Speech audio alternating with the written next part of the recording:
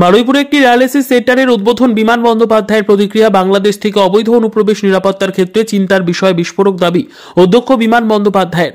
কাঁটাতারবিহীন ভারত বাংলাদেশ সীমান্তে নিরাপত্তা সুনিশ্চিত করার দায়িত্ব কেন্দ্রীয় সরকারের। মুখ্যমন্ত্রী মমতা বন্দ্যোপাধ্যায় বলেছেন, রাজ্য সরকার সব ব্যাপারে সহযোগিতা করতে রাজি।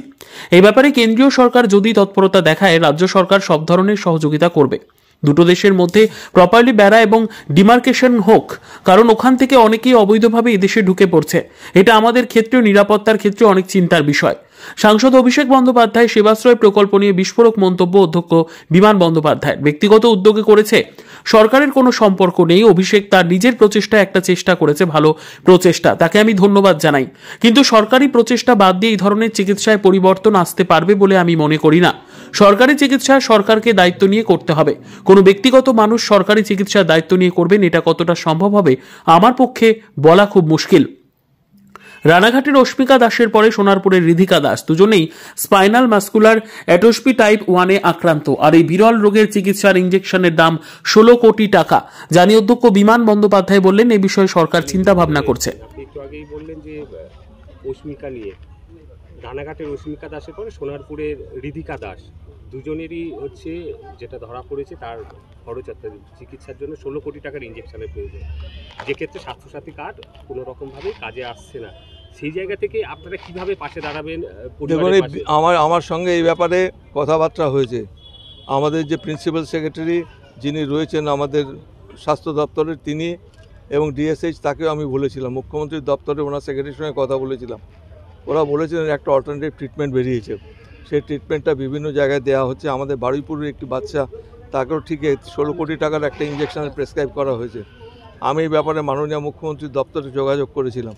আমি বললাম, এই টাকার যে ইঞ্জেকশন, এটা জীবনদায়ী একটা ওষুধ, সেই ওষুধটা এত কম টাকায় কী করে এত টাকা জোগাড় করতে পারে ওরা। তো ওরা বলেছেন একটা বিকল্প একটা চিকিৎসা বেরিয়েছে, সেই চিকিৎসায় অনেকে সুস্থ হয়েছেন, অনেকে আরোগ্য লাভ করেছে, আমরা সেই চিকিৎসাটা দিতে পারি। ওরা তো সরকারও চেষ্টা করছেন। দেখুন, এত 16 কোটি টাকার যদি একটা জীবনদায়ী ওষুধের দাম হয়, তাহলে কোনো মানুষের পক্ষে সম্ভব হয় না এই টাকাটা জোগাড় করে দেওয়া। ক্রাউড ফান্ডিং করলে পরেও এত টাকা আসবে বলে আমার মনে হয় না। সেই জন্য সরকার বিকল্প চেষ্টা ভাবনা করছেন। প্রতিনিয়ত গবেষণা হচ্ছে কীভাবে উন্নত মানের পরিষেবা দেওয়া যায়, এবং স্বাস্থ্য ক্ষেত্রে বিশেষ করে রাজ্য সরকার, বিশেষ করে মাননীয় মুখ্যমন্ত্রী, তিনি এই ব্যাপারটা নিয়ে অনেক সচেতন রয়েছেন। তিনি চেষ্টা করছেন যাতে গরিব মানুষরা তারা ঠিকমতো চিকিৎসা পান। সাংসদ অভিষেক বন্দ্যোপাধ্যায়ের সেবাশ্রয় দিবসের আগে প্রচুর জায়গা আছে যেখানে কিনা এখনো পর্যন্ত ফেন্সিং দেওয়া সম্ভব হয়নি জমি জটের কারণে। সেই জায়গা থেকে আপনি কি বলবেন? সরকার তো এই ব্যাপারে, এটা কেন্দ্র সরকারের দায়িত্ব। রাজ্য সরকার সব ব্যাপারে সহযোগিতা করতে রাজি রয়েছেন। মাননীয় মুখ্যমন্ত্রী তিনিও বলেছেন, এই ব্যাপারটা যদি এরা তৎপর হয়ে কেন্দ্র সরকার যদি দায়িত্বটা নেয়, সরকার, রাজ্য সরকার সবভাবে তাদের সহযোগিতা করবেন। এটা আমরাও চাই যে আমাদের দুটো দেশের মধ্যে যে বেড়া দিয়ে, বিশেষ করে যে ডিমার্কেশনটা প্রপারলি হোক, কারণ ওখান থেকে অনেক ইনট্রুড করে পশ্চিমবঙ্গে ঢুকে আসছে। এটা আমাদের পক্ষে নিরাপত্তার ক্ষেত্রে আমাদের অনেক চিন্তার বিষয়। Thank you.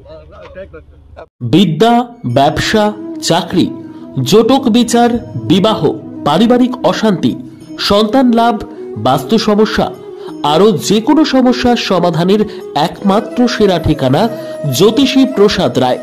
আর দেরি না করে আজই চলে আসুন প্রসাদ রায়ের কাছে। আমাদের ঠিকানা RC80 Bengal Ambuja city centre, Durgapur 16, near Jorhat rotary. Phone নম্বর 7407250555 অথবা 9064620444।